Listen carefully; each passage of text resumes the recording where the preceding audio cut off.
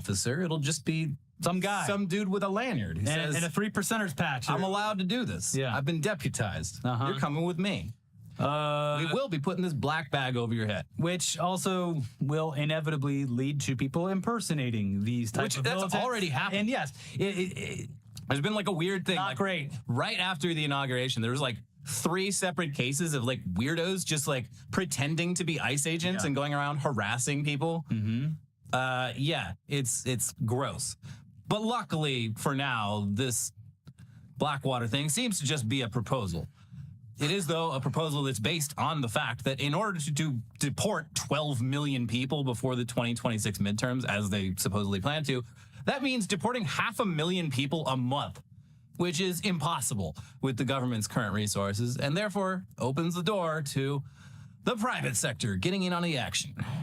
Getting rid of all these people would cost way more than what they contribute to the economy in taxes and labor, but you know, it's the principle, damn it.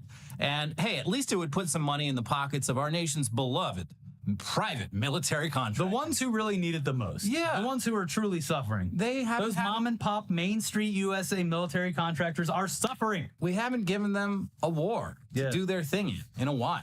But yeah, speaking of new opportunities for PMCs like Blackwater, it remains extremely unclear how the hell Trump's big plans for turning the Gaza Strip into Atlantic City would work on even the most basic level. But the one thing that is clear is that step 1 would be ethnically cleansing Gaza's 2 million residents to make way for the Trump Gaza City or whatever the fuck it is. As for the other details, don't worry about it. They'll get around to it. Stop thinking about it. Just watch this weird fucking AI-generated slop that Trump himself posted to Truth Social on Tuesday. And yeah, this is the second piece of AI slop related to Trump in as many days. Mr. President, a second piece of slop has hit the timeline. And that, of course, follows the AI-generated video of Trump just making love to those feet of Elon Musk's. In hog heaven down there. And that was, of course, playing on the TVs scattered around the Department of Housing and Urban Development. Very funny. This one Trump likes, the other not so much. Well, we don't know. Yeah, maybe privately he does like it. Yeah? Yeah. Should have had more piss in it, but otherwise great. You didn't see it, but I was peeing my pants the whole time. It does give some insight into what he envisions for the new Palestinian Free Gaza that the U.S. will run or own or make the 52nd state after Canada. Don't worry about it. Those are just details. Basically, it's just Dubai, but instead of the state religion being Islam, Trump is revered as God. So there you go. Way more fun. Oh, and we should probably play a brief snippet of the audio as well, because it also seems to be AI slop. Trump Gaza shining bright, golden future, a brand new life. Feast and dance, the deal is done. Trump Gaza, #1. Wow, look out, musicians. I mean, your days are numbered. It's a brief clip, but there are plenty of Easter eggs to look for. You've got androgynous belly dancers with beards. You've got Elon Musk, and then Elon Musk, and then Elon Musk. You've got Trump dancing with a real baddie in the club. And you've got Trump and Bibi Netanyahu hanging out shirtless by the pool sipping beers. But yeah, the whole thing is very tacky, even by Trump standards. And also, like, with the not so subtle subtext of it being pure evil. Yeah. Yeah. Like glorifying this is the evisceration of someone's home. If they'd had AI in 1940, they would have made one of these videos about like Poland. Yeah. Poland's just it's a great piece of land. The only problem is there's all these Poles, and even worse, all these Jews living there. But imagine what we could do with Poland. Here, look at this video. And the Soviets aren't going to mind. We just did a deal with them. They're going to take the eastern half, the shitty half, and we're going to get the rest. And it's going to be all good. And here's what it's going to look like in great detail. And here's Hitler and Mussolini naked in the French Riviera. Yeah, just kicking back. Yeah. Anyways, the whole thing, it's weird. Here's The Guardian with how Truth Social's users, if they're even real people, reacted. After the 78-year-old president shared the footage, which includes the caption, Gaza 2025, what's next? He faced a backlash on his social media platform. One Truth Social user wrote, I could not be a bigger supporter of President Trump, but this particular video is in very poor taste. Very poor taste indeed. Another wrote, I hate this. I love our president, but this is horrible. The video might have gone down particularly badly with Trump's Christian supporters, with several comments referencing the idolatry of the golden statue, and others lamenting a scene showing Trump in a nightclub alone with a woman dressed as a belly dancer as a crowd looks on. Only one deserves the glory and the honor, Mr. President, wrote another user. The statue is a symbol of the Antichrist. Please humble yourself to God. Jesus is king, and only him. Other users described the video as sick and filth. One account with the name Kainoa P wrote, You're doing great, Mr. President, but don't let it get to your head. God put you in that position for his glory, not yours. It was not immediately clear who had made the video, although it had been shared online previously by other accounts unrelated to the White House. Trump shared it without comment. What appeared to be AI-generated lyrics accompanied the images. Donald's coming to set you free, bringing the light for all to see. No more tunnels, no more fear. Trump Gaza's finally here. Trump Gaza's shining bright. Golden future, a brand new life. Feast and dance, the deal is done. Trump Gaza, #1. Very cool, Mr. President. I hate all of this so much. It's such a dumb, an evil time to be alive, but a very dumb, evil time to be alive. Yeah. Yeah. You see evil in like movies and stuff, and you're like, wow, that's what evil is. Yeah. But no, in real life, it's like, it's dumber, it's tackier, it's gross, it's cringe. There's all these elements to evil that you never see in movies. Until you're living it. Until you're living in it. Anyways, we already talked about how those gold card visas mean that this is a great time for rich dicks from abroad, but let's not lose sight of the fact that it's a really great time for rich dicks who are already right here. But before we talk about Elon Musk and Jeff Bezos, it's time to let you know that this episode is sponsored by Factor. Ready to optimize your nutrition this year? Factor has chef-made gourmet meals that make eating well easy. They're dietitian approved and ready to heat and eat in 2 minutes so you can fuel right and feel great no matter what life throws at you. Factor arrives fresh and fully prepared, perfect for any active, busy. But here's what really, really matters. The news. The news. And we're back to it. Yeah. And it's time for your daily dose of delicious Doge. God. Speaking of sugar, I need some sugar to make I'll this be syrup taking better. my Doge in bullet form. Thank you very much. Yeah. And one thing that's been kind of strange about Elon Musk just unilaterally firing thousands of federal workers and personally deciding what the federal government should and shouldn't be funding is that every time a judge asks an executive branch lawyer who's actually in charge of Doge, they can't seem to answer that very simple question. Well, that would put someone in a liability situation. But that changed this week when they finally came out and told us what we already know.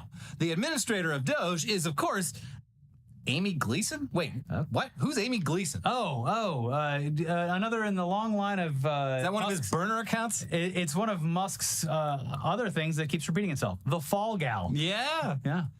So here's the verge. The White House has named Amy Gleason as the acting administrator of the Department of Government Efficiency, Doge. The news, delivered by an unnamed White House official to CNBC and other media outlets, follows days of obfuscation in courtrooms, the press, and the pseudo-department itself. Pseudo. Love it. It designates Gleason a likely target for the nigh continuous legal challenges over Doge's access to sensitive data and freezing of government funds, while potentially shielding its high-level leader, Elon Musk. Gleason's LinkedIn profile indicates she previously served in the U.S. Digital Service, which has since been converted to serve Doge's efforts, and worked for the healthcare investment firm Russell Street Ventures. It's unclear when she was given her current title or whether there are plans for a permanent head of Doge. And earlier today, White House Press Secretary Carolyn Leavitt refused to name a formal administrator for the group. I am not going to reveal the name of that individual from this podium, Leavitt said, telling reporters she would be happy to follow up later to provide it. The most transparent government agency ever. Yeah, nothing to hide here. We all know Amy Gleason. She's been behind the levers the entire time. Everyone's favorite Doge administrator. Yeah. Amy Gleason. Yeah. They should go back and Photoshop her into images of Musk and Trump. Yeah, do the reverse USSR. Yeah. Instead of removing people from photos, you're putting them in. Yeah, she's behind the president, like looking. Yeah, he's right. Musk is right, and I approved all of it. Yeah, go look at that picture over there. The Overlook Hotel's 1915 4th of July party. She's right there in front. She was there the whole time. I don't know what you guys are thinking about. She's always been the Doge administrator. Just like what's her name's always been the Twitter CEO. Linda. Hot dog. Yeah. Gleason was already identified as a possible leader in a February 18th Wired story where USDS employees described her as a liaison between Doge, USDS, and other agencies. But at that point, Wired noted that little is known about her official role and said even employees weren't sure who was supposed to be in charge. The government has been cagey about who formally runs Doge while leaving little doubt about who's in charge. Levitt and others have repeatedly identified Musk as overseeing Doge's overall operation. At the same time, they've denied that he has any formal association with it, saying he's merely a special government employee serving as an advisor. This extends to statements made under oath in weeks of courtroom drama, as numerous state attorneys general and private actors argued that Doge is operating illegally, while the government seeks to insulate Musk and avoid naming anyone the challengers could sue. A February 17th court filing asserted that Musk had no actual or formal authority in Doge. Come on. Later, in a hearing on February 24th, Department of Justice lawyer Bradley Humphreys told Judge Colleen Collar-Cotterly that he didn't know if anyone led the organization at all. Is there an administrator of Doge at the present time? Collar-Cotterly asked. I don't know the answer to that, Humphreys replied. By the way, on purpose. Yeah. Intentionally, so that no one can get in trouble when this inevitably collapses because everything they've done is fucking illegal. You can't prosecute the head of a department that doesn't have a department head. Yeah, and technically it doesn't even fucking exist. Also, this Amy Gleason, she's apparently like been on vacation for like most of the administration. I think this might be her first time learning about this as well. Look, luckily, the Trump administration very keen on remote work. So Calling her husband, being, honey, I got good news and bad news. The good news is I finally got that promotion I've been waiting years for. Yeah. The bad news is I'm the official fall gal of Doge and maybe going to prison if the Democrats ever retake Congress. Yeah. But hey, for now, pretty cool, huh? And everyone knows that I'm in charge and definitely not Elon Musk. That's just right. Like with Linda Yaccarino. The buck stops here. Yeah. The Musk stops here. When I think of X and the people running it, I think of Linda Yaccarino. Yeah. And she's like, waiter, hot dog, please. Hot dog. So yeah, add that to the pile of ways this is all playing out eerily similar to when Elon bought Twitter. Doge even has its own Linda Yaccarino now. Hot dog. Yeah. Pay no attention to the ketamine-addicted Afrikaner behind the curtain. But yeah, I mean, it's unclear who they're really trying to fool here. I guess the courts. Yeah. Elon is clearly the one who's running things and personally making all the decisions. He's not just some civilian advisor, and every interview he's done in the past few weeks, including one in the fucking Oval Office, plus the hundreds of tweets he's posted about it, confirms that. His little snot-nosed, zin-popping, broccoli-headed minions even threaten to tattle to Elon when government workers get in the way of their plans. Do I have to call Elon? Elon! But hey, maybe it's so that if the law ever manages to catch up to all this blatantly unconstitutional shit, Elon can pretend that he had nothing to do with it. And actually, it was all Amy Gleason's fault. Yeah, that's exactly what's going to happen. Is everyone fucking insane, or am I the only one that can see this? I tried to tell her, Amy, this is all so unconstitutional. You can't be doing that. Congress are the ones who decide what the U.S. budget is used for. It's their most important job in Congress. But Amy wouldn't listen. She just kept eating hot dogs and telling us which departments to cut.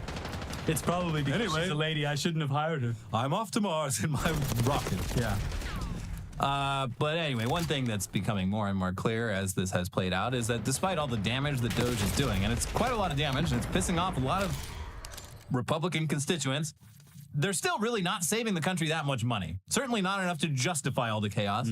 And here's the New York Times with more on that.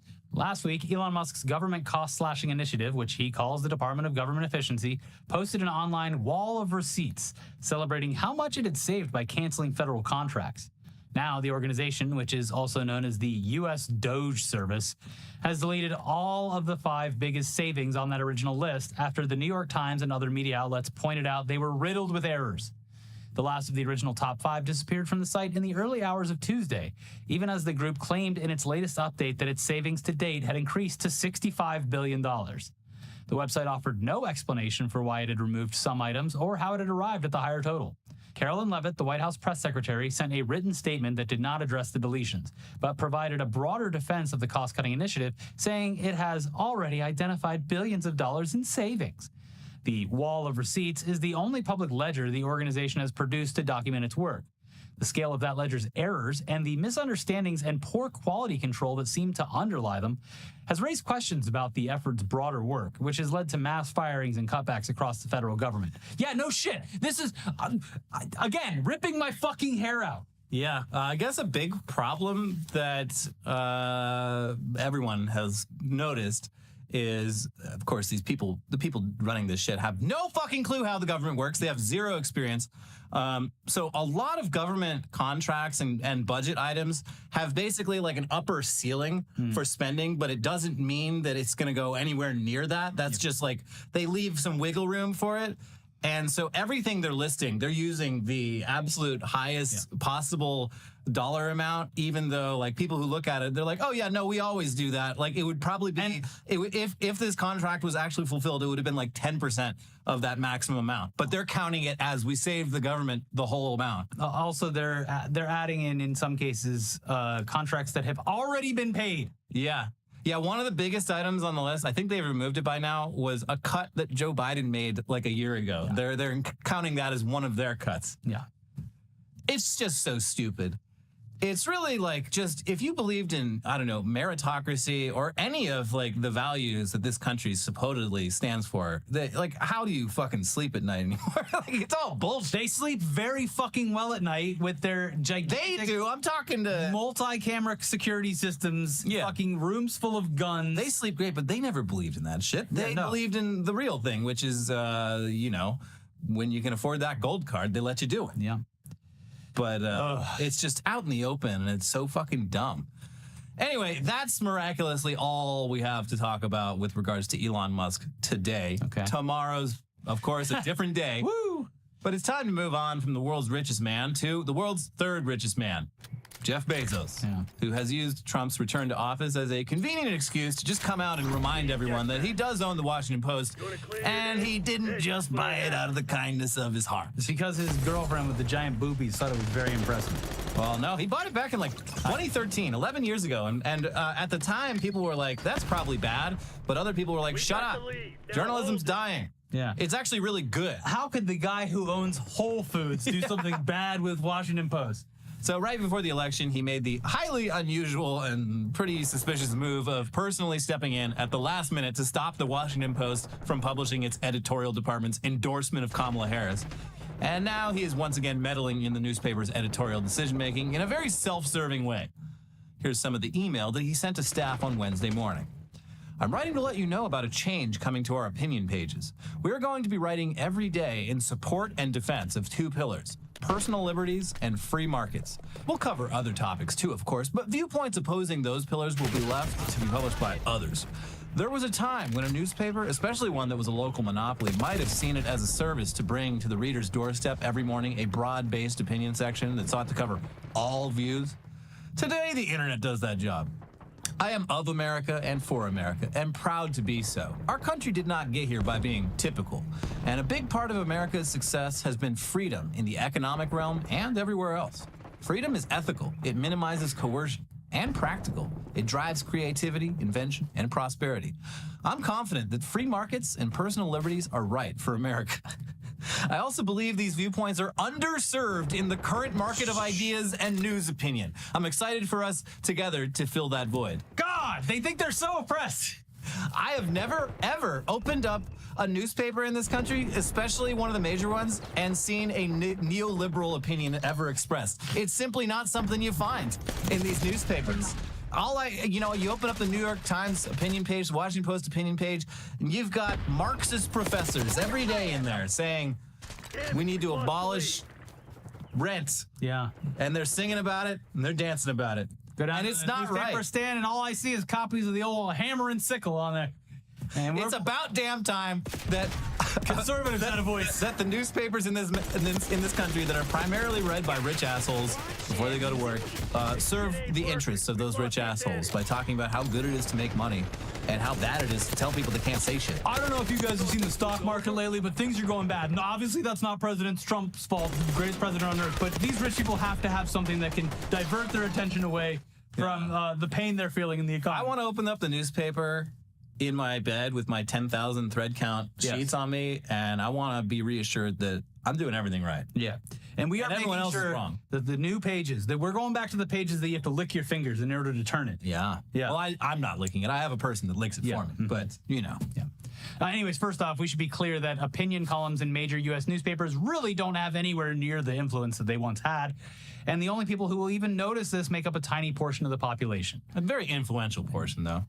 This won't have anywhere near the effect of, hypothetically, MSNBC firing a bunch of women and minority news anchors all at the same time. That would be crazy if they did that. Yeah. It'd be so just blatant and undeniable what was happening if they did that hypothetical thing that we just said. And that they certainly did do. But it's still troubling that one of the world's richest men is personally dictating what kinds of opinions are acceptable in the opinion section of one of the world's most prominent newspapers. Secondly, though, it's just bizarre as hell to act like free markets and free speech aren't being promoted enough in America's newspapers. What are you It's talking insane. about? This is insane. Yeah. Have you read your own fucking newspaper? Have you read any of the insanity out of the opinion pages over the past fucking year? Obviously, way more than a year, but specifically during the election. The last, really, I can't think of a time the opinion pages didn't prominently feature those two things. Yeah, the opinion pages have been seen as like a way to counteract the truth, which obviously has a left-leaning bias. Right. Yeah, I guess. Now, thirdly, it's kind of weird to talk about how much you love personal freedoms and then tell people what opinions they can and can't share, you fucking idiot. Lastly, Jeff, these values are so important to you. Wait till you hear about the guy whose inauguration that you just attended. Here's Matthew Galt at Gizmodo. Bezos is right. Personal liberties and free markets are under attack in the United States of America. They are principles that need defending right now. The president that Bezos stood next to during the inauguration has launched an unprecedented attack on both personal liberties and free markets. Just this morning, Trump demanded that Apple, a private company, get rid of its DEI policies after investors voted to keep them. Trump's tariffs, of course, are the opposite of a free market approach to the economy. This administration has also undertaken an increasing assault on the personal liberties of women, gay, and trans people. Trump wants to push transgender people out of the military, has eliminated legal distinctions that allow them to have government paperwork that reflects their identity, and overseen the greatest regression of women's rights in the past 100 years. I'm sure all of this will come up in the editorial pages of the Washington Post, a place Bezos promises will soon be a bastion of thought on these important topics. I won't be reading it, though. There's better and more thoughtful coverage of those topics everywhere on the internet. Yeah. You can read about that shit on the internet. This is the same argument that there's a great episode recently. I played some of it for you of On the Media where they talk about just the funding from the government that goes into your local PBS or NPR stations and how that funds a lot of very important local news gathering, reporting, weather reporting, all these things serving communities that are heavily underserved in other areas. Yeah. And the argument on the right is that when you just remove all of that stuff, it'll be fine because people can just chat about what's going on in the city on the internet. Yeah. And that if people really had a desire for news in, I don't know, somewhere Alaska, they'd fucking figure it out. Just go on X, the everything app. They'll, just like Musk, who, takes a hatchet or a fucking machete, a battle axe to federal programs. If something breaks, we'll just spend lots of money rebuilding it. If the free market wants a news show in fucking some town in one of the Dakotas, they'll rebuild the radio tower that we destroyed. Yeah. But yeah, within the Washington, so first of all, their opinion editor immediately resigned. When Bezos did these, he's like, all right, I'm fucking out of here. Bye-bye. I've worked at like every major newspaper in America and I will find a better job somewhere else. Yeah. But then even like all of their news journalists are just like on the record publicly immediately. They're like, so far, this isn't touching the actual news reporting side of things, but the second I get even like an inkling that it is, I'm fucking out of here. Yeah, I've seen a lot of posts. I follow a lot of the journalists there, and I've seen a lot of people posting like, hey, by the way, don't let this shy away from posting articles that they had just worked on. that are very obviously going against what Bezos would like his opinion pages to. It's similar to like, I mean, the New York Times' opinion section has been fucking garbage for a very long time. Yeah. And I just have to mentally separate that. I'm like, that fucking sucks, but their actual reporting is quite good. Yes. And you just got to treat them separately. But I don't That's know. what having media literacy is. But the problem with these articles being shared online is that when you do share it online, especially when it comes from an opinion page, you don't have that separation of pages, of actual physical pages like you do with the physical newspaper. Yeah, people are really, they're like, they see an op-ed and they think like, oh, this is what they consider news down at the New York Times. It's like, the no, same they people- don't actually. It says right at the top. It says right at the people top. who think that Hannity is the news and not just a fucking commentary show. Yeah. Yeah. Anyways, we're all doomed. We'll see you tomorrow for more. Please watch our other videos if you haven't already. They're good. They're fun. You should watch them. We all have a good time. And even though unlike it's bad. Trump, a gold card membership of our channel costs $5. only $1, not $5 million. It's inflation proof, much like the Arizona iced tea. We are inflation proof in that way. Please watch our other videos, but before they pop up on the screen, you're gonna want to click the like button. Yep. It's free. It's the least you can do. Yeah. You barely have to touch it. I'm sitting here thinking, why aren't we getting? And how dare you say such lies? I will ban you. He is a supporter of the Janissary program. He has a video on his YouTube channel. He is my Janissary. It makes sense. It makes sense for him to be as my Maoist third world is Janissary, as my strongest soldier. Yikes, bro. Stop. I'm fucking joking, man. Damn, shut the fuck up. Stop Hassan. He's going to hate you. I'm not being serious. Is he a Nazi? No. He's gonna make a content nuke on you now. I would not be surprised if he did. No, I will maintain the position that Bad Empanada, especially on his main channel, has phenomenal work in general. Like it is very good. He is very well read. He puts a lot of thought and effort into his content. And I think that, he might be, I can't speak for his other social media footprint, but he is a very impressive content creator in terms of the work that he puts into his long YouTube videos. Like possible. And in doing so, he cited outright like Saudi propaganda they created to legitimize them massacring, maiming, and starving the people of Yemen in their decade-plus He called you unintelligent in the content. Well, he can have his opinions. long US-backed assault on the country. So if you don't know, the Saudi Arabians intervened in Yemen. A lot of the tweets people show are fake. He has a video about it. No, I'm not talking about the very obviously fake tweets, okay? Shut up. I'm not talking about the very obviously fake tweets, Chad. I'm talking about the very obviously real ones, okay? He definitely goes a little too far when it, anyway, just against the Houthi-led anti-government rebellion, which started during the Arab Spring. And they have just been like wantonly bombing. Yet he still has defended you so much. No. One thing that you guys have to understand is if I said something that Bad Empanada truly disagreed with, or if I said something ahistoric, okay? If I said something that was incorrect, okay, in terms of historical analysis, he would fucking rip my asshole apart. The only difference is Bad Empanada does not defend me. He defends the truth. He understands that he understands what the history of Israel looks like. He sometimes even has more aggressive stances than I do, certainly, in terms of my commentary around Israel and Palestine. But overall, he would be just as ruthless if I were engaging in some kind of bullshit. If I was saying some kind of fucking bullshit and that was just incorrect. Yeah, he doesn't care about the drama necessarily, but I think he understands that drama causes people to watch stuff, and he cares more so about the history. The country the whole time. They have been blockading it, starving it. They have been responsible for the deaths of hundreds of thousands of people minimum. And all this time, they have been supported by the US and to a lesser extent by Israel. And Ethan Klein, in all of his wisdom, in his desperation to try and make the Houthis look horrible, he ended up just uncritically citing propaganda as well as misciting 10-year-old articles to claim that they reintroduced slavery. So I want to show you that. There are two articles in particular that he cited that are just directly Saudi state propaganda. It's ironic as well that throughout the supposed content he claims that Hassan Piker was being paid to make it by like the Houthis, you know, the government of... Wait, that's pretty funny. Okay, that's insane. I didn't know this.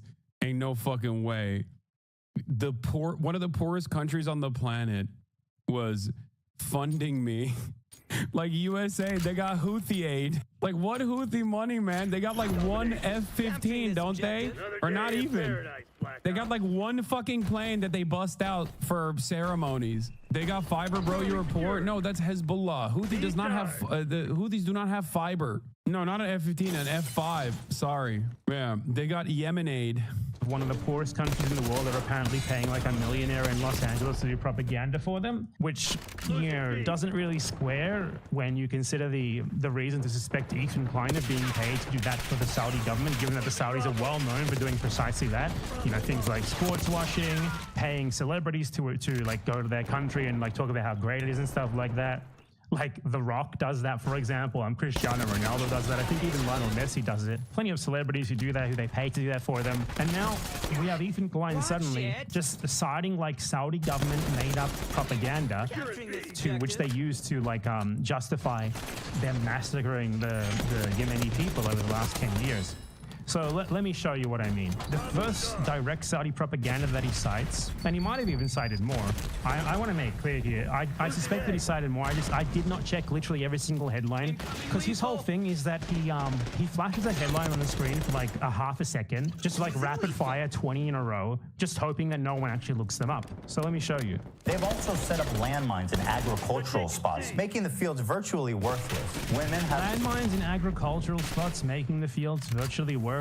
That's an interesting claim, isn't it? So let's check that out. So the headline here is Yemen army removes 300,000 Houthi landmines in liberated areas. Now, you can immediately tell that, like a lot of this stuff that that Human Rights Watch and many other NGOs talk about in fucking Yemen, and especially the like even stuff like slavery and all these other things that are happening in terms of like Yemeni domestic affairs. If you don't have an understanding of what it looks like to be...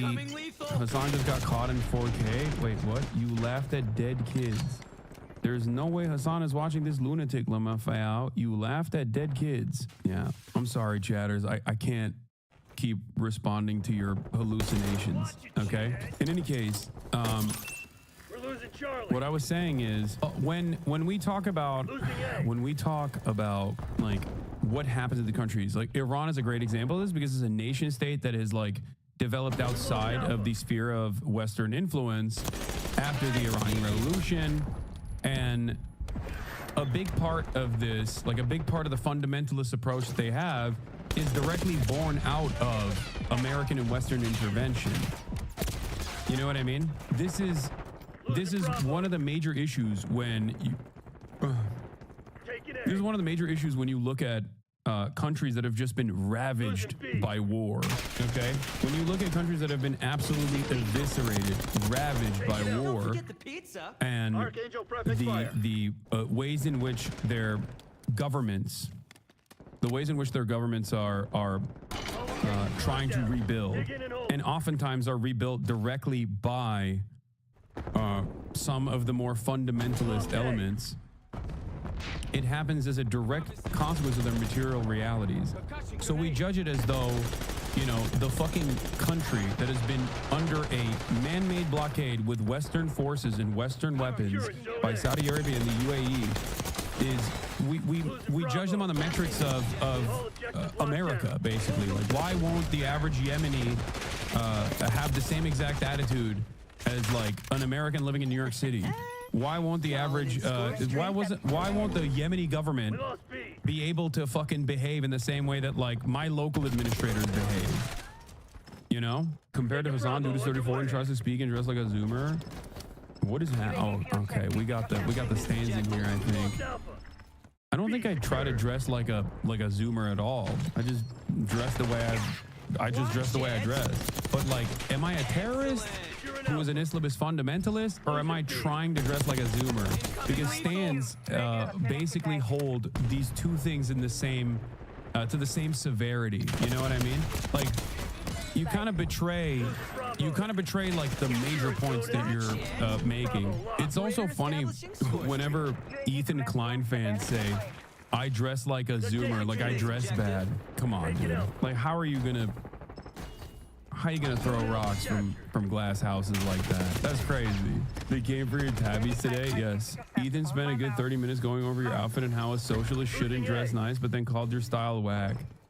Yeah, it also kind of doesn't make sense. Let's continue. Something weird here. It's like citing the Yemen army saying this, and the Yemen army is the Saudi-backed, deeply unpopular Yemeni government that basically the entire country rebelled against. So that's already a bit weird, right? It also doesn't say anything about agricultural areas. So let's check out the actual article. So looking at the article itself, it doesn't actually say anything at all regarding agricultural areas and making the land useless. Ethan literally he made that up completely. It's not even here in this article, which, to be clear, is Saudi propaganda. So this article does nothing but cite the Yemeni government itself, who obviously just going to say bad things about the Houthis or their opponents. And it's from April 2018, which is at the height of the Saudi genocide in Yemen. Basically, this is genocide-enabling propaganda, particularly when you look up what Arab News is. Let's look up this outlet. Who is Arab News? Arab News is an English language newspaper published in Saudi Arabia, and it is owned by Turki bin Salman Al Saud, the brother of the ruling crown prince of Saudi Arabia, Mohammed bin Salman. The newspaper promotes the Saudi government. This is Ethan Klein's source.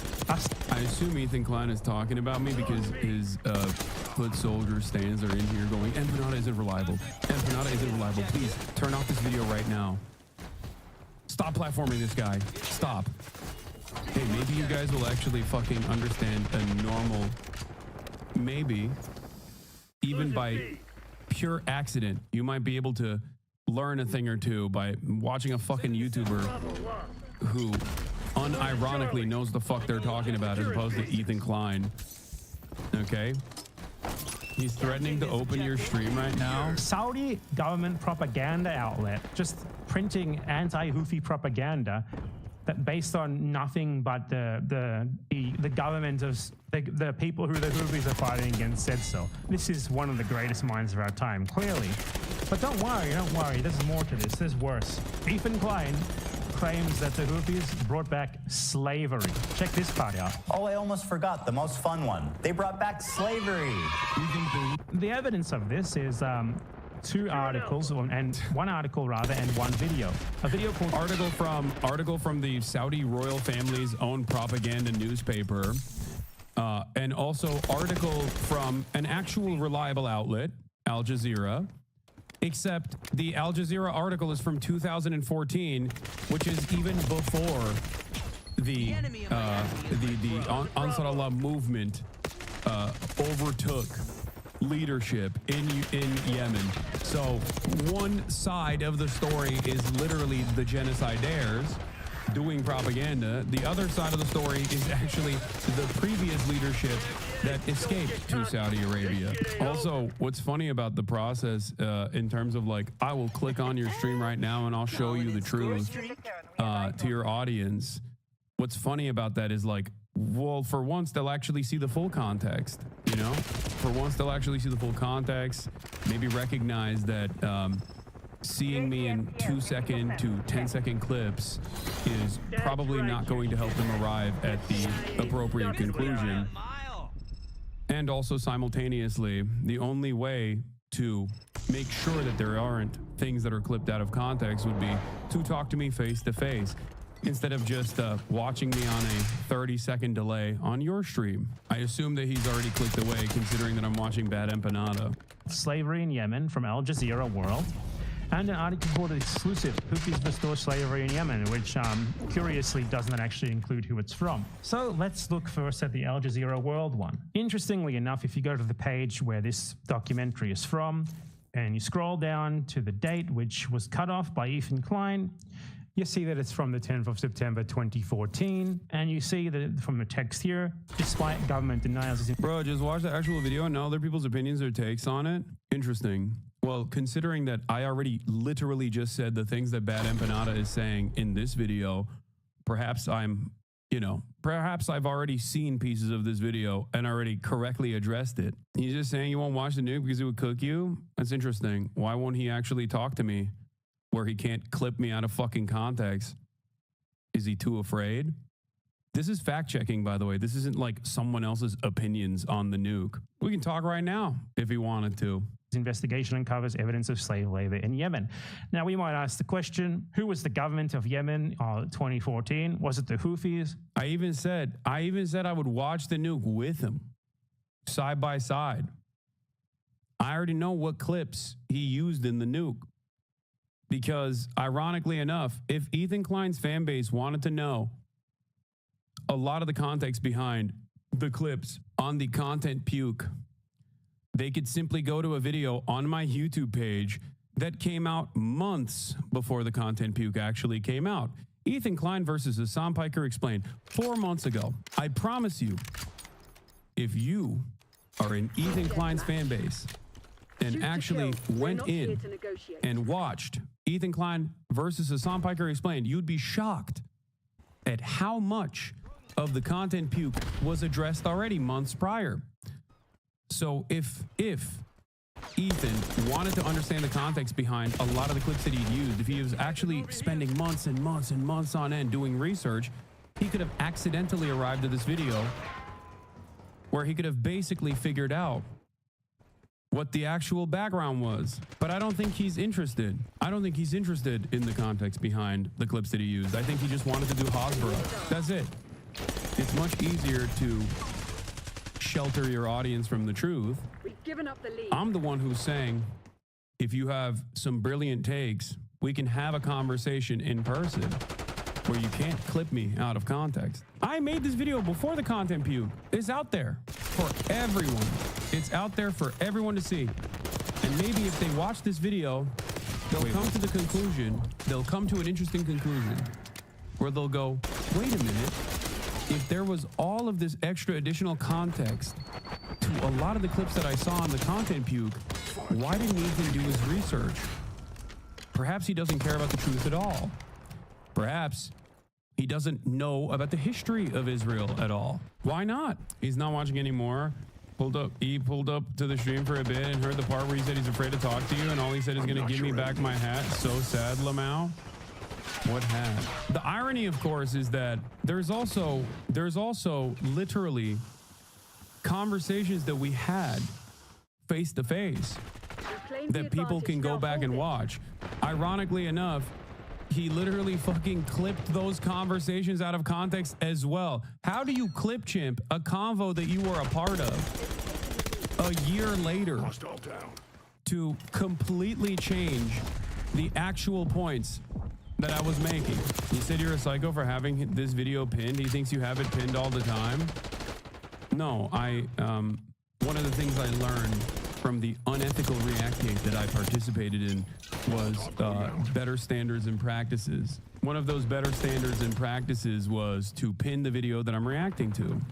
No. It was...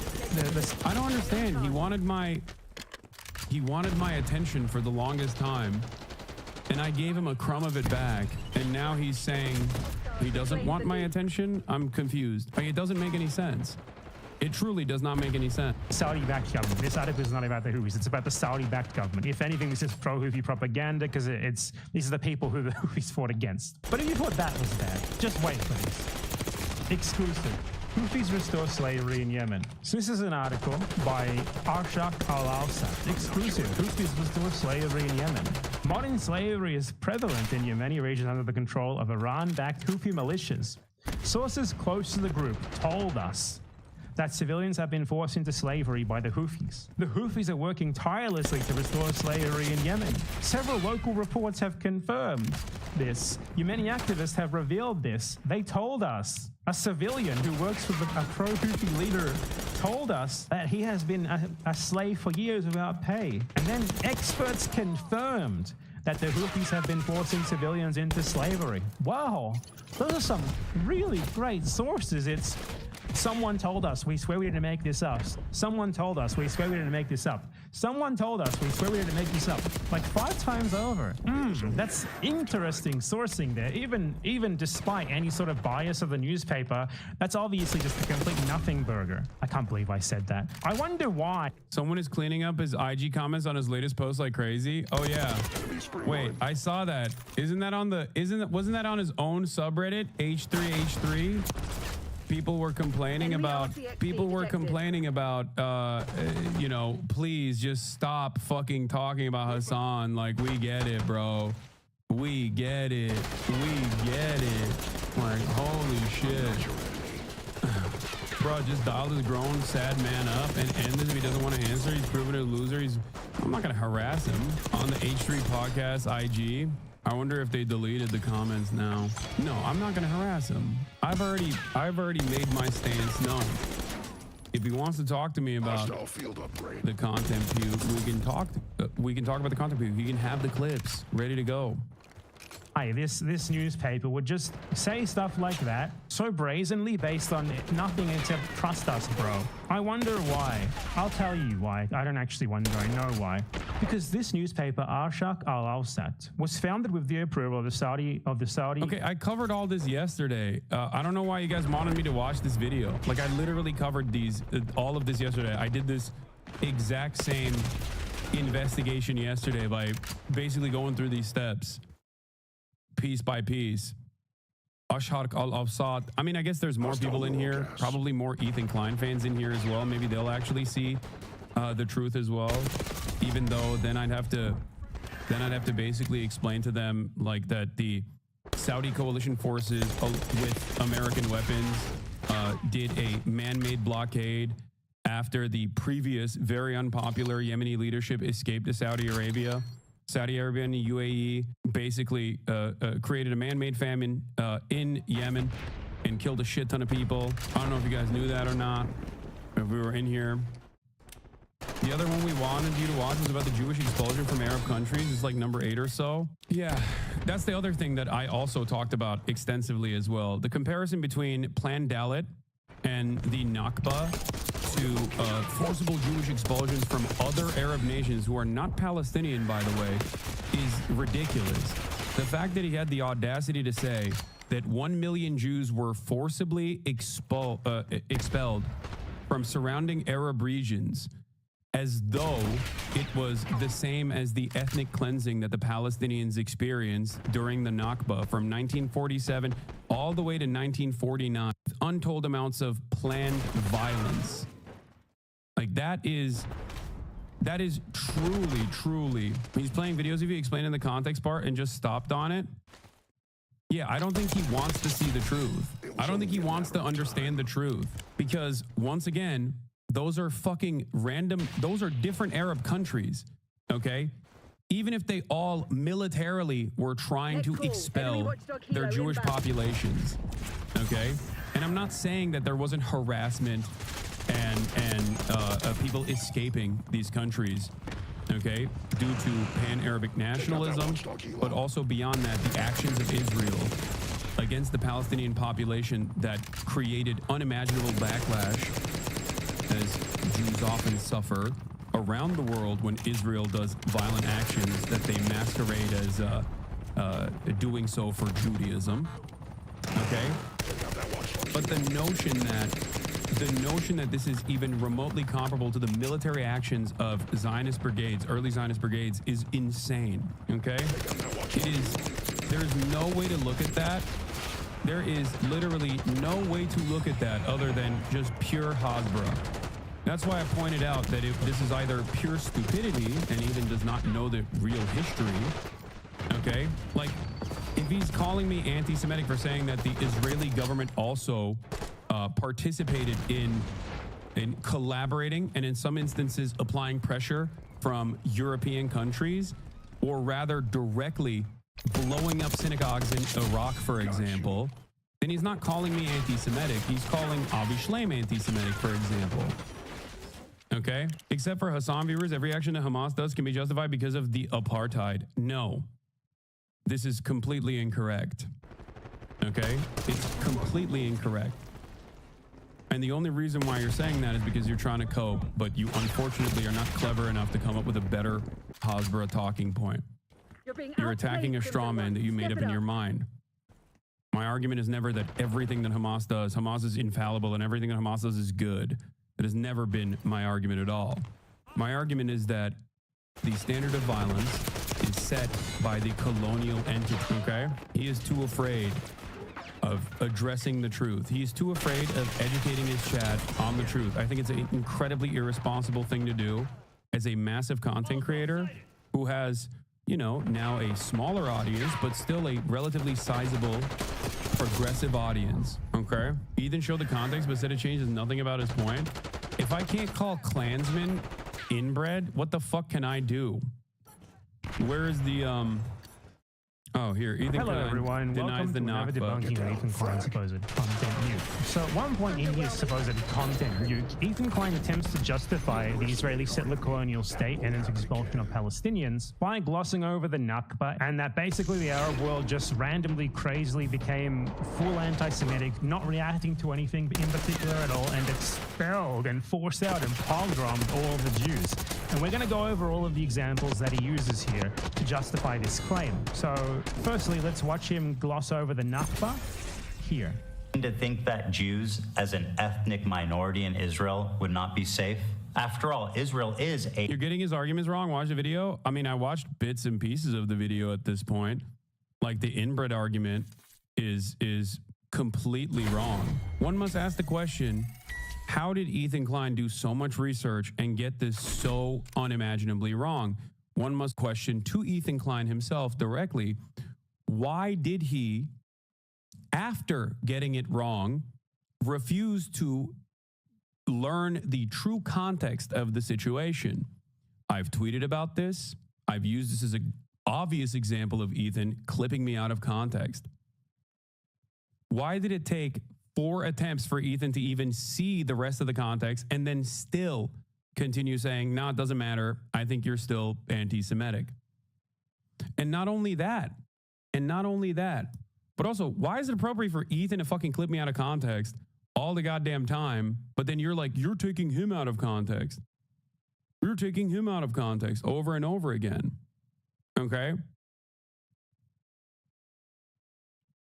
If I am losing some of this context and nuance because I'm looking at clips, I think the best solution here would be to have a direct face-to-face conversation instead of him clicking on my stream and trying to find clippable moments from my stream. That's all I'm stating.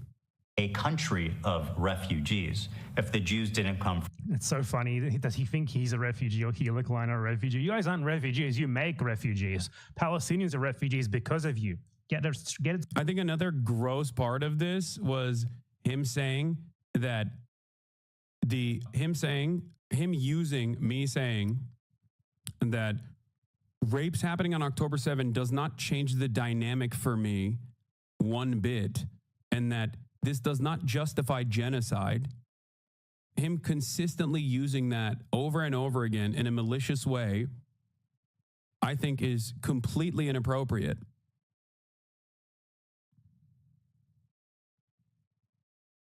Completely inappropriate. You can say, bro, watch the video all day. I said I would watch the video with him.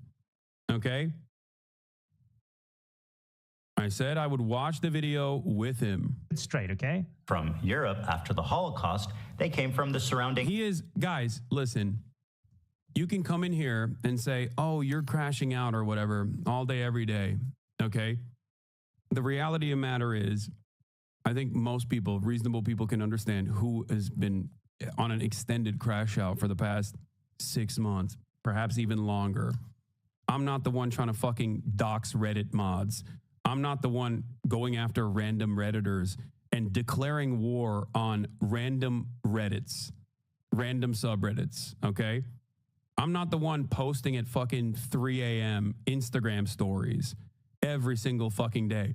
As a matter of fact, I didn't even know that he was doing half of this shit for the longest time because I deliberately avoided looking into it, okay?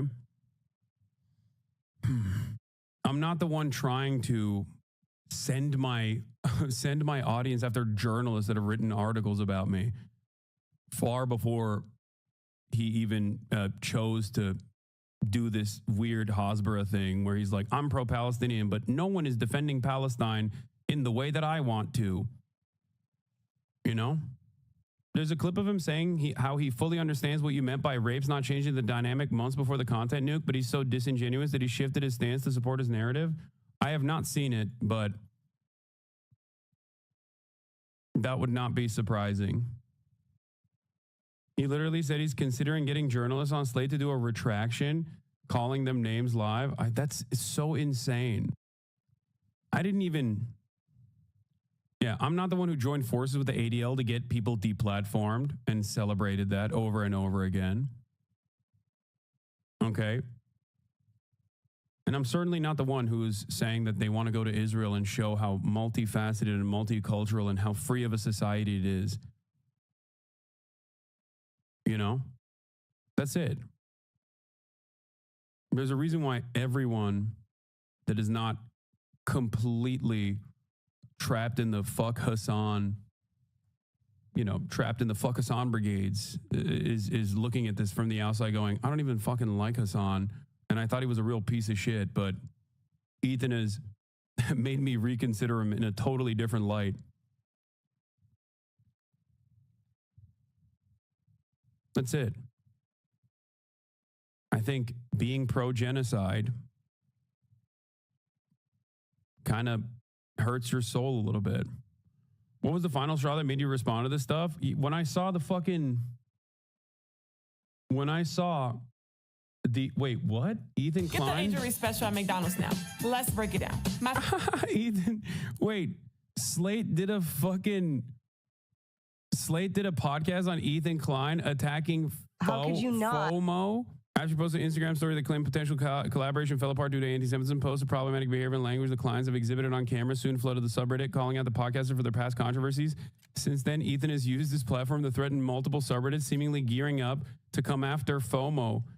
I still don't know how to say the fucking subreddit. What's actually crazy about this is that Asmongold exists, yet he chooses to focus his small d energy towards you. Yes, because it's literally purely about personal vendetta. That's it. FOMO. The Klein's battle against FOMO begs the question, can you sue a subreddit for defamation? And should snark pages prepare public figures to fight back?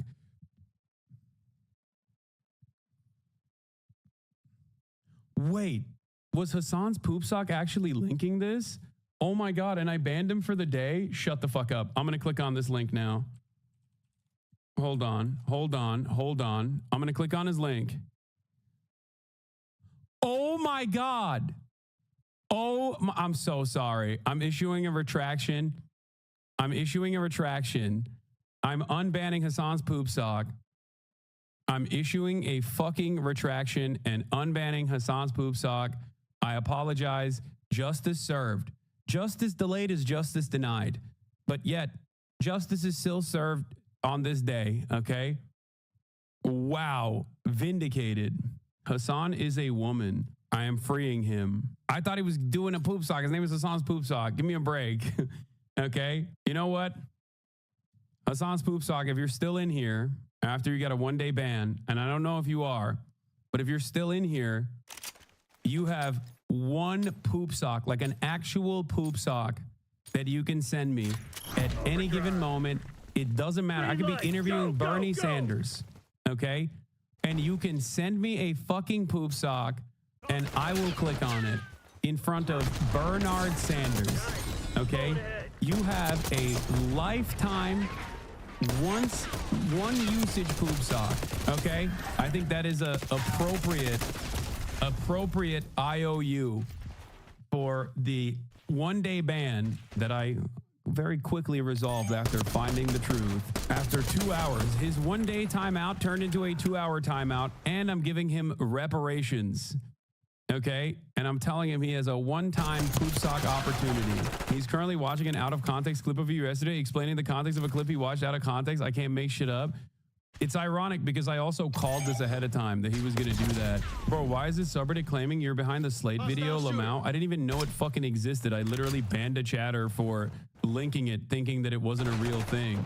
You were all here when the lifetime poop sock allowance was given. I wonder why there's a major difference in the Creator Clash 3 needs a headline fight. Here are the options. Ethan Klein versus Hassan Piker. Hassan Abi versus H3H2 Productions. Vape Mage versus Hank Pecker. Ethan's going to get mad at him. Ethan's going to get mad at iDubbbz for even saying this. I genuinely don't get it. Why is he so scared to talk to you? Because he knows I know more than him. That's why. What do you mean? This way he can shelter his audience from the fucking truth about all the lies he spread, not only about me, but also, more importantly, because I don't give a fuck if he lies about me. Who gives a shit? Okay? I'm just one person. But I think what is abhorrent is to literally misinform your audience either deliberately or because you simply have not fucking done enough research on Israel and the history of Israel. Ethan plays devil's advocate agreeing with Hassan. Hila doesn't like it and puts words in Hassan's mouth. What is this? Just sexual violence and savage R words on October 7th. Doesn't matter if R words happen on October 7th. It doesn't change the dynamic for me. What's interesting about that quote specifically is that I get what he means in that one. Like, I feel like he said worse stuff than that. Because he's saying, like, he's saying even if the R words happened, well, I think the way he phrases it is fucked up. Even if it happened, they did happen. Yeah. But he's saying, even if they did happen, it wouldn't change the calculus for him, which I understand what he's saying. But I guess the way he's saying it is, even if it didn't happen, is fucked up. Yeah, because I was debating a person who was saying, why do you not deny that sexual assaults have happened? That's interesting. Hassan's poop sock, not only did you get untimed out because you were correct, but you also got a lifetime poop sock opportunity. Stop pretending there's even an iota of chance it's not deliberate. His rhetoric is extremely careful and straight up out of the Ruth-wise playbook on how to do Hasbara. Yeah, no, it's just like, he knows what's up. Like, he has to. Yeah, I would not argue that. I'm just trying to play out. Oh, so they agree with me. Wait, do they both agree with me that like genocide is completely unjustifiable, even if sexual assaults happen on October 7th? Because I think that's a pretty normal position to have. Devil's advocate here. It's just a not devil advocate. I don't even think this, but just to play devil's advocate for a second. I mean, just imagine to the girls that did survive, somebody's saying, That's a very I don't care if it happened. You know, well, so like the ones that the last thing that I would want to hear. The ones that jumped out to me as more offensive when he's just like, basically, he was like, what rapes? Like, he's just straight up saying like, like all of it combined is problematic. Yeah, all of it combined, definitely. That's not what I said. For the record, I think I was probably responding to a chatter when I was talking about the rapes that were committed by Israeli concentration camp guards at Sde Taiman when there was a pro-rape riot that took place in Israel that successfully took out the concentration guards from the grips of prosecution. And then the main rapist became a fucking television personality. Doesn't change the dynamic for me. Mr. Pecker declares before finally admitting that Palestinian resistance is not perfect. A euphemism for terrorism. Okay. I get the context of one of the clips, but all the out of context combined is bad. Also, for literally this entire process, like we're now going back and forth about like an I think he is slipping up in this clip by giving you the benefit of the doubt, and Hila is correcting him to make sure they stay on message. Yeah, what's really fucked up about this process, by the way, is that one, I don't even know if they've like talked about the rape riots in Israel. I doubt it. Okay. But two, there literally is not even any fucking personal evidence so far, with one exception from the UN report, Israel literally denied independent investigators to actually investigate the sexual violence that happened on October 7. And also, Israeli newspapers literally revealed a couple months after the fact, or not even a couple months, like literally a month after the fact, that one of the organizations that was handling the bodies ruined the fucking forensic investigations that could have taken place. Okay? That is completely ridiculous. Why the fuck would I be, why in the ever-loving fuck would you ever assume that I would not want justice for victims, regardless of what nation of origin they're from, an apartheid state that's conducting a genocide? Okay? It doesn't fucking matter.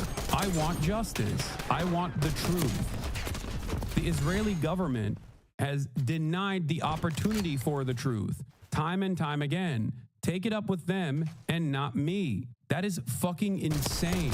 This tactic was so commonly applied in the immediate aftermath of October 7, where people in America, prominent Zionists in America, would get mad at college students for basically saying the exact same thing that Haaretz's editorial board was writing and reporting on. Like, they would say, this is the most anti-Semitic thing that has ever happened in the history of mankind, is what the attitude was for college students that were basically saying verbatim the exact same thing that the fucking Haaretz editorial board was saying.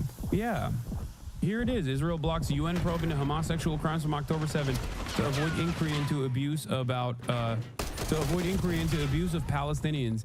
The UN Special Representative on Conflict-Related Sexual Violence asked to investigate Hamas's alleged crimes on October 7 and towards the hostages, but Israel refused their request to access Israeli detention facilities to examine the claims of IDF abuse.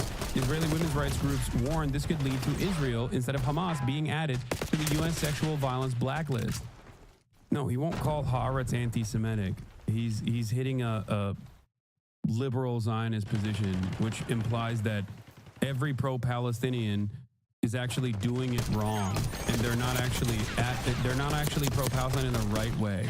Okay, that's it. It's a very specific type of defending Israel for a very specific audience.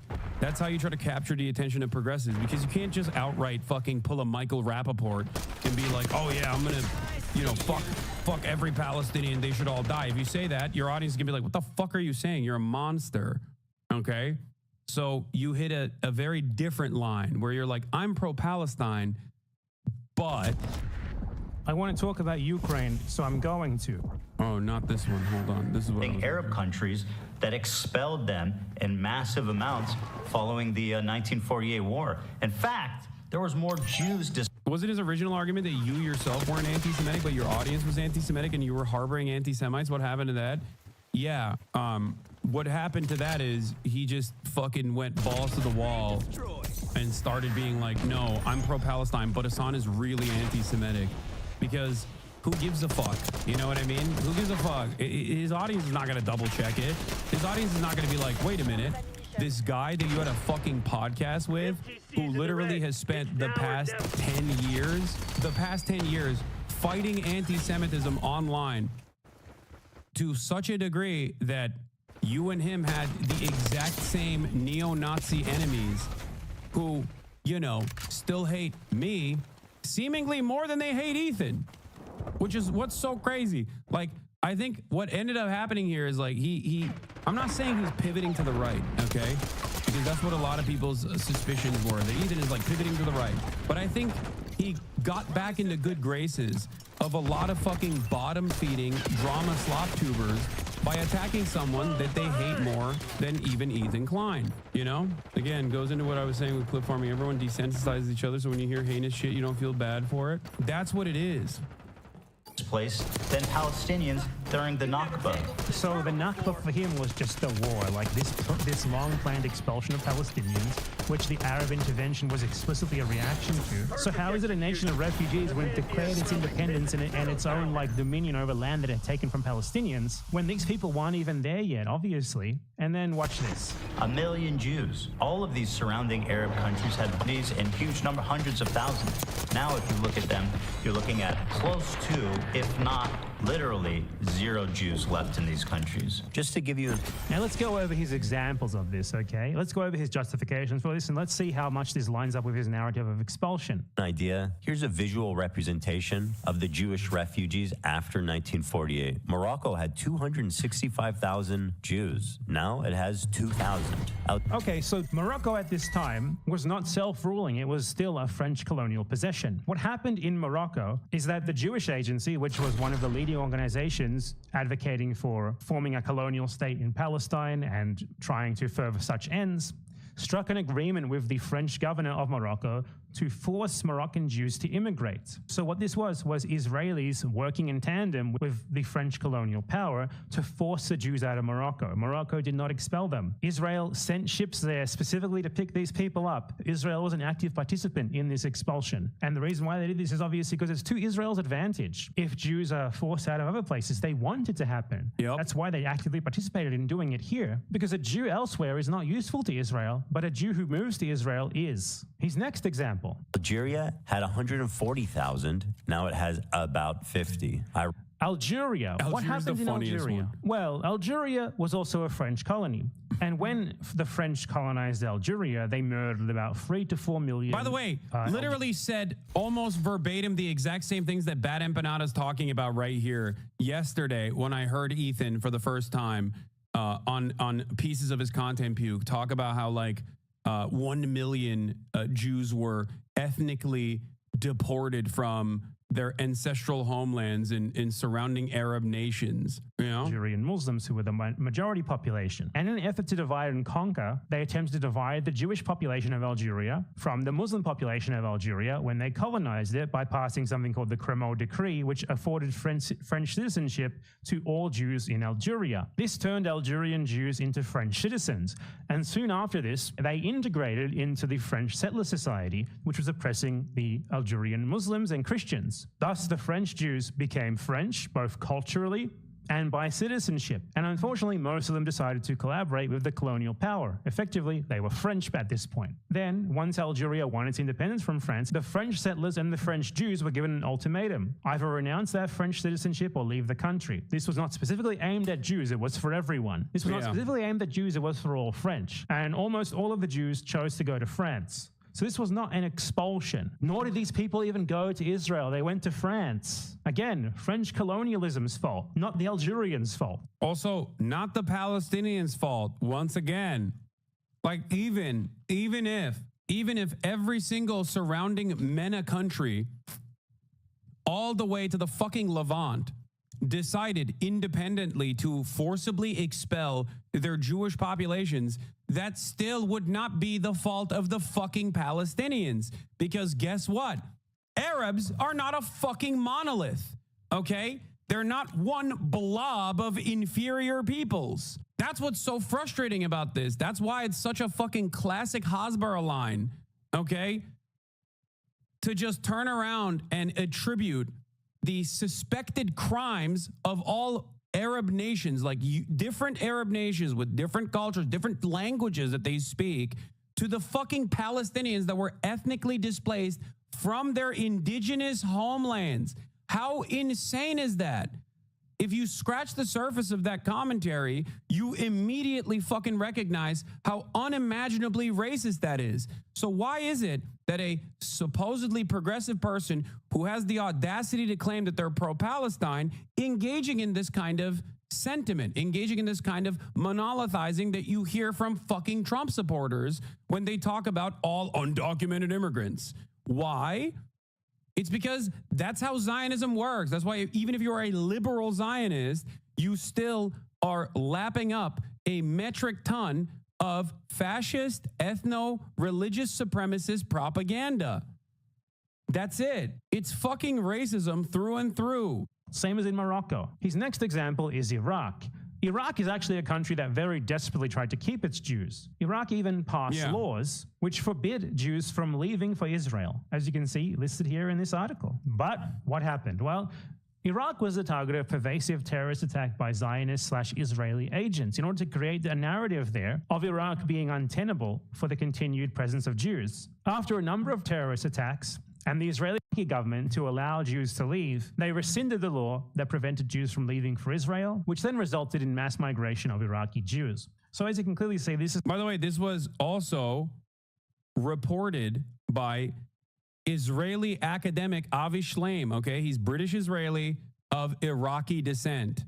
Avi Shlaim extensively wrote about this, okay?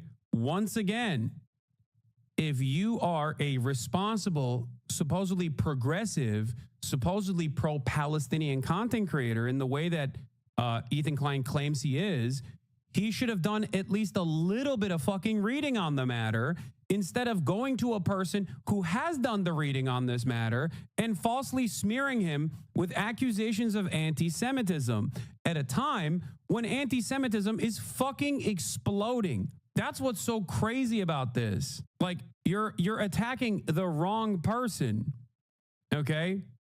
And you're also fucking lying. You're lying about the history of the genocidal apartheid state that you're trying to desperately fucking defend. This is nowhere near as black and white as just people being expelled to Israel.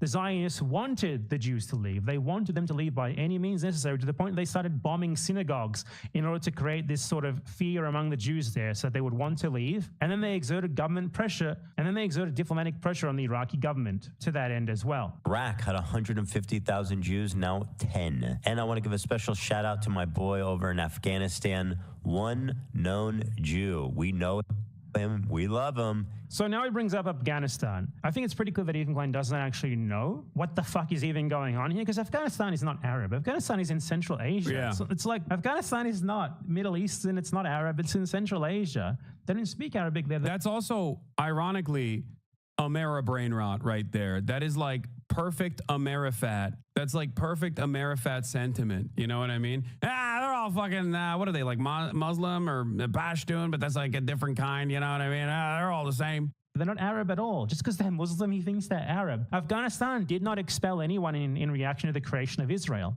Nothing like that happened. It was essentially neutral during the whole thing. No one there. I just tuned in and he said, you didn't think the Holocaust, you think the Holocaust didn't happen? Yeah, okay, dude.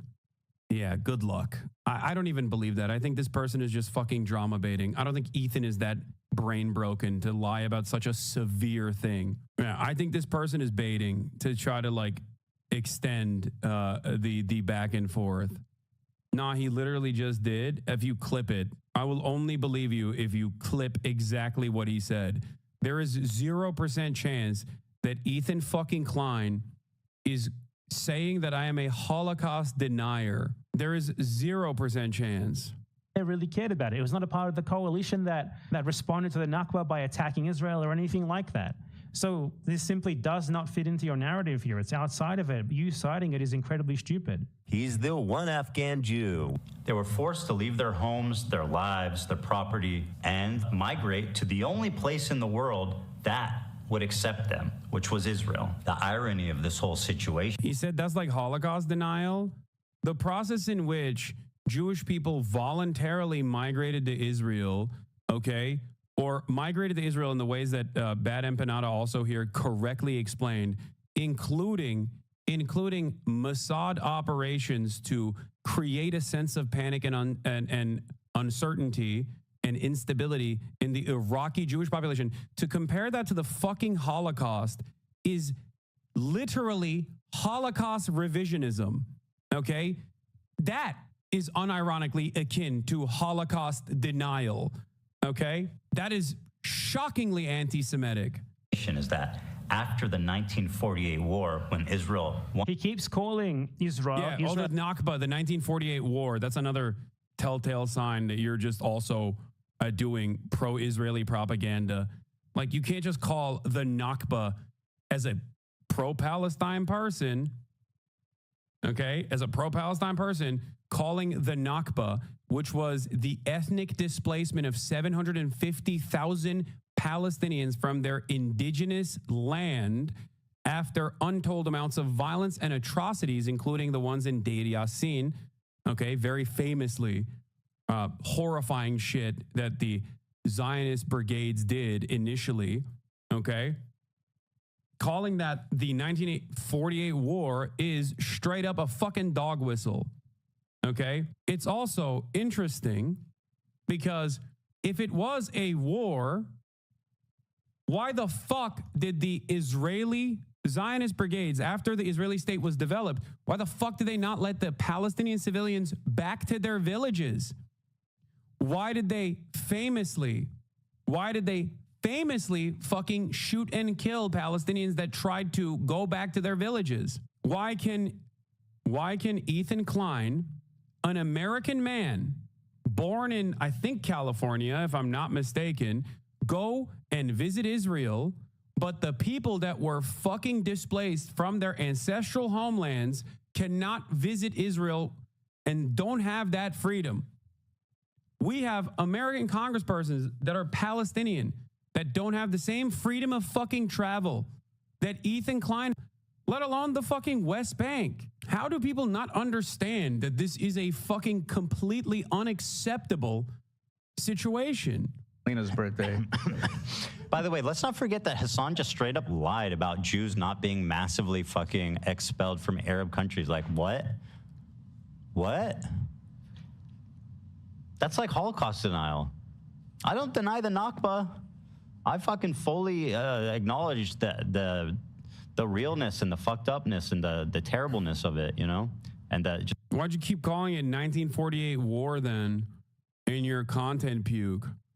He just goes back and forth on his position. Sometimes he calls it a genocide. Other times he calls it not a genocide. Sometimes he calls it an apartheid. Other times he doesn't know. Sometimes he understands what I mean when I say that sexual assaults happening, the likelihood of sexual assaults happening does not change the dynamic of doing a genocide upon the entire Palestinian population. Then months later, he forgets that he understood the context and then puts that in his video over and over again saying, oh, he's a rape denier. He's a rape denier. You know, Me Too means Jews too. That kind of fucking Hasbara bullshit. Okay. Just the trauma of that incident. But Hassan is basically like the Holocaust didn't happen. I mean, it's a million Jews being expelled from.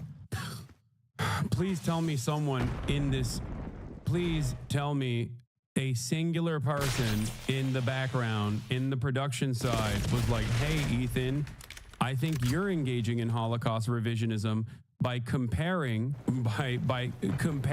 what you are claiming is the forcible expulsion of 1 million Jews from surrounding territories into Israel to the fucking literal Holocaust. About expelling and genociding Palestinians to steal its country from them. Just a war that they won. On the war to declare its independence, the Arab countries got super anti-Semitic against their own Jewish citizenry that had nothing to do with Israel. And that had nothing to do with Israel. I very much showed you that a lot of it had a whole lot to do with Israel, obviously. Obviously, if you genocide an entire Arab population and do so while screaming, we're doing this for Jews, we're doing this for Jews, we're doing this for Jews, some people are going to take you at their word. But still, that's not even what happened in the majority of these cases, as I just went over. His Algeria example was just completely misconstrued. The Jews of Algeria, in their majority, went to France, and it had nothing to do with anti-Semitism, everything to do with, you know, them not wanting to let the French colonizers keep living in their country after they kicked them out. Morocco, again, carried out by the French colonial occupiers with the enthusiastic collaboration and lobbying and pushing of the Israelis. Iraq. Correct the record of what he said originally. He said 1 million Jews were expelled during the Nakba, and he specifically made that comparison that it was more than the Palestinians expelled during the Nakba. Exactly. That's the other side of this. He literally said a more devastating thing happened to Jews in the MENA region, Middle East and North Africa, than the fucking Palestinians being forcibly displaced from their ancestral homes in a planned expulsion following massacres, deliberate massacres and planned ethnic expulsion of Palestinians. Okay? This was not Hamas This was not Hezbollah. These were Palestinian villagers. Like in the case of Deir Yassin, the Palestinian village of Deir Yassin had actually a cooperation and friendship agreement with the surrounding Israeli villages, not Israeli, surrounding Zionist or Jewish villages that had Zionist brigades working alongside the Jewish villages in the area. This was before Israel even existed. Okay? Zionist terrorists helped that process quite a bit, didn't they? And the Israeli government literally lobbied them for it to happen. Afghanistan, nothing to do with any of this. So he erases the Nakba and slyly tries to justify the Israeli settler colonization of Palestine by just calling a complete ethnic cleansing of as many Palestinians as they could get their hands on in order to steal their land. Nothing more than a war which Israel rightfully won. And then he tries to justify this land being colonized by saying that, well, the people who came were refugees, all of them were just randomly expelled, when in literally all of the examples that he chose, in only one of them was anyone actually even remotely expelled as a result of that, which was Iraq. And that was only after massive Zionist pressure, both diplomatic and literal terrorist attacks being carried out in synagogues. Ethan Klein is basically attempting to justify settler colonialism by reframing the colonizers who came there and stole Palestinian land and homes as victims themselves, which, I don't know, in his logic seems to justify it, which not only wouldn't justify it in the first place, but which also just isn't true. So yeah, just another one of Ethan Klein's many ridiculous lies. Oh, and apart from all of that, I'd just like to note as well, this is something very important that most people don't know. But in 1975, there was a joint declaration from the governments of Morocco, Yemen, Libya, Sudan, Iraq, and Egypt that any Jew who had left post-Israeli independence, the PLO demanded there be reparations for any Jewish person from any of these surrounding countries that was harmed. Okay? These countries would pay reparations to Jewish people that left these surrounding Arab nations. You know who didn't like that at all? Fucking Israel, obviously. And once again, it's not like this is the fault of the PLO or the Palestinians anyway. They were the victims in this situation. Okay? Independence could return and have their property returned. So whatever. Yeah, he needs to read like one book. Just read 10 minutes. Read one Ilan Pape book. Okay? Read 10 minutes. That's all you need to do. It's like probably the easiest one to just dissolve all this like nonsensical, ahistorical, Hasbara pro-Israel propaganda. Listen to the fucking audiobook. Watch one Ilan Pape video discussing the history of Israel. Wrong happened to them here. The countries in question were willing to right this wrong. But Israel wouldn't even let them take them up on this offer if they wanted, because the whole reason why Ethan Klein and other Zionists mention this talking point is not honest. It's because they just use it to weaponize against the Palestinian right of return, because the Palestinians actually want to return to their homes. The Israelis don't. The Israelis live in grandpa's home in Iraq or whatever. They stole a Palestinian's house and land a long time ago. They're living large at the expense of the Palestinians. So them even bringing this up is total bullshit because, one, it was not simple expulsions, as Ethan Klein likes to claim. The other stuff that was really funny and really stupid and immediately dismissible was shit like claiming that I was denying the genocide that took place upon the Uyghur population in China.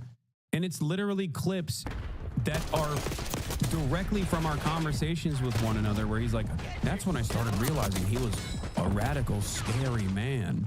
Okay? And then he fucking falsely claims that there is no article that I was talking about literally in that conversation. Of course that article fucking exists. He just didn't put it in the fucking video. So either he is stupid and didn't even fucking realize that this article doesn't exist, or he knew that the article existed and deliberately removed it from his video, omitted that key detail to make it seem like I was fucking lying to him.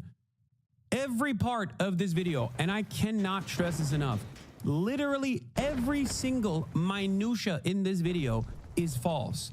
I've never seen anything like this before. It's somehow worse than fucking Willie Slop Show. It's shocking how bad it is. Like, you can misunderstand my positions, okay? But how the fuck do you do it this bad? Also, you didn't even say death camps during that. You just put that word in your mouth. Yeah, no, I very specifically said it's not death camps. It's concentration camps. It's re-education camps.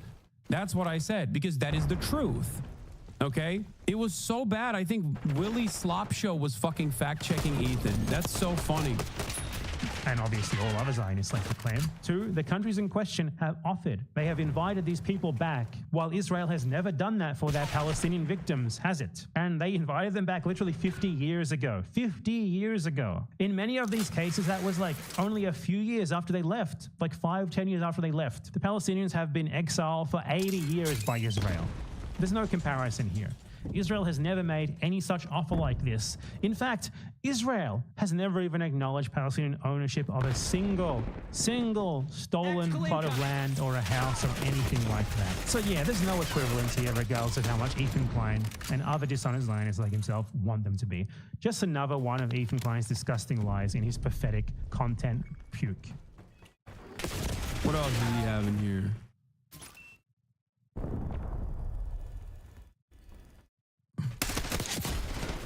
Ethan Klein paid off by Zionist billionaire? I don't know about that. Watch 5. Ethan Klein's insane Islamophobic Hello, conspiracy everyone. Welcome theory. back to another episode of Ethan Klein's content nuke being destroyed. In this one, I want to cover really quickly Ethan Klein spreading a far-right Islamophobic conspiracy. Which Elon Pape book would you recommend first? 10 Myths. 10 Myths is it's the easiest to read. Theory regarding a made-up holiday which they call International Jihad Day or International Day of Jihad. And Ethan Klein saw someone else, an Israeli Zionist, say that this day existed, and he just took this guy at his word at face value and included that in his video in like this conspiracy theory regarding Twitch like anti-Semitically blocking Israelis because they're Jewish, which was his claim. So the context of this is that Ethan Klein claimed in this segment that Twitch blocked new signups from Israel on the 13th of October 2023, which is not true because they actually block signups from Israel and Palestine, and mentioning the Palestine part destroys his entire argument. So as you can very clearly see in this article right here, Israel and Palestine, something that he leaves out of his article to try and frame it as like an anti-Semitic ban of Jews. And the reason for this, according to Twitch, was that they temporarily disabled signups with email verifications because they were getting a lot of new accounts that were posting like combat footage and like Gaza atrocities and stuff, which they didn't know how to deal with, so they just temporarily assigned signups of new accounts from. He claimed that this ban happened because, I shit you not, according to him. Yeah, this part is also crazy because like this part is also crazy because straight up, okay, all of the stuff that he did that I didn't even fucking address in terms of like coming after every pro-Palestinian person, linking alongside linking up with like the ADL and also Sex Pestiny and his Brigadier General Dan Diddy G Saltman, okay, to say that like to literally go along with his lies, by the way. Like Dan Saltman straight up fucking lied to every news outlet and the thousands of emails that he sent saying that Twitch had fucking banned every Israeli account or some shit. Then they realized that they fucking lied to every goddamn person. And they tried to be like, oh, all right, well, you know, oopsie, I guess it's fine. 60-year-old fucking weirdo, too. Daniel Blake Saltman, who got millions from Sean Diddy Combs to make, what was it, Tiny Chat or whatever? Right, he was like, delete this part of the VOD. Yeah, Dan Saltman was trying to get Tom Cotton to pull me in front of Congress. Tom Cotton, these guys are liberals, by the way. Remember, they're liberals. He tried to get Tom Cotton to call me in front of fucking Congress to investigate the anti-Semitism of my chat. That's what he was trying to do. Can you imagine how fucking insane you have to be to on the one hand, claim that you're a fucking liberal, and then on the other hand, using a fucking fascist like Tom Cotton to investigate a petty beef that not you, but your sex pest daddy had with another content creator. That's what's so shocking. The well of depravity, dude. It is psychotic. Wonderful people Ethan aligned with here. Wonderful people Ethan Klein aligned with. Such a fantastic time. What a fucking, this is what I was talking about when I said, like, there's a literal fucking genocide going on. And that's what Ethan Klein was spending all of his time on whenever he addressed Israel or Palestine. He can cry behind his Instagram stories all day, every day. I'm here. I can talk to him in person. Like, this is why it's so funny. Look, you think about leaving your echo chamber anytime soon. You wrote that while I was in the process of saying, I'm willing to talk to Ethan Klein in person. He's the one who's avoiding me. Like, how funny. I don't think you know how words work. You know what I mean? I don't think you understand the language that I'm speaking. I don't have a sub-only chat. I don't have a members-only chat. I don't fucking ban paid members for having disagreements with me to this degree. The disagreements do exist, and I have banned paid members in the past. Some of those instances, ironically and very famously, have been plastered all over the internet to declare me the top transphobe. Okay, if you guys remember. Those paid members are still here. I don't fucking remove comments meticulously from every single one of my videos because they are showcasing my depravity for all to see. You won't talk to you on stream because you can't erase the last 30 seconds of your stream like he can with his.